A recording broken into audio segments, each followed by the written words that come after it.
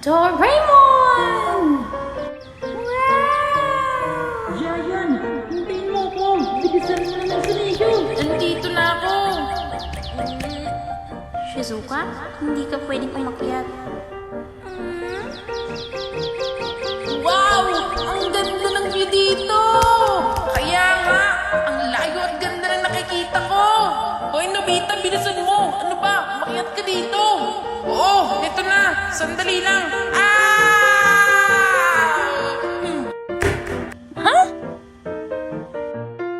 Aray ko! Ang sakit! Hello, Shizuka! Oh, ayos ka lang ba? Wow! Ang galing! Napakalawak! Uy! Yun o! Tinan mo yung mga ibon! Nakikita ko ang Great Wall of China! Yun o! Yung penguin sa North Pole! Kumakaway sa atin! Mga baliw sila! Napaka-imposible naman makita yung North Pole! Alam mo, naiinggit ako sa kanila. Huh? Nakakaakyat sila ng mataas. Nobita, kakainggit kayo ni Giant kasi nagagawa niyong gusto niyong gawin. Naku, hindi naman! Kaya mo yun. Nakakapag-baseball ka, nakakatakbo ka sa race, at nagagawa mong gusto mo. Hindi ako mahilig sa mga ganong gawain. Alam mo, mas gusto yung activities na tahimik lang. Gaya ng mga ginagawa mo, Mas Shizuka. masaya kaya makipaglaro sa labas. Oo, naku, hindi naman totoo yan. Alam ko na. Gusto mo magpalit tayo? Ha? Anong sinasabi mo? Kahit sandali lang, sige na, sige na. Gusto niyo magpalit ng katawan? Sabi ni Shizuka, ako na roon bahala. Uy, hindi no. Ikaw lang nagpupumilit na gawin yun. Okay, sige.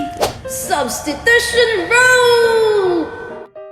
Kapag sabay niyong hinawakan ng dalawang dulo ng mga tali, magkakapalit kayo ng katawan ni Shizuka.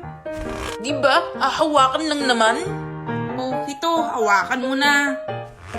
Medyo nakakatakot.